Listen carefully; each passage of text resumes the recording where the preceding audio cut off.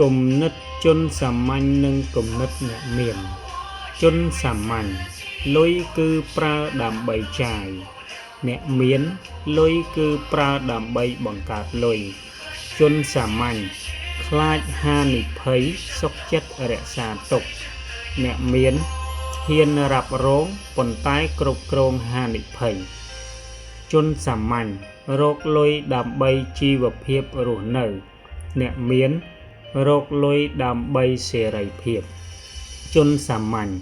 កោតស្ញប់ស្ញែងភាពជោគជ័យរបស់អ្នកដទៃ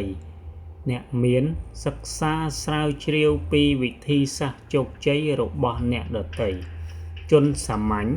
ពេលជួបបញ្ហាគឺត្អូញត្អែរអ្នកមានពេលជួបបញ្ហាគឺរកវិធីដោះស្រាយជនសាមញ្ញចំណូលពឹងលើការប្រឹងប្រែងអ្នកមានចំណូលពឹងលើទ្រព្យសកម្មនិងយុទ្ធសាស្ត្រជនសាមញ្ញយល់ឃើញថាខ្វះឱកាសអ្នកមានបង្កើតឱកាសដោយខ្លួនឯង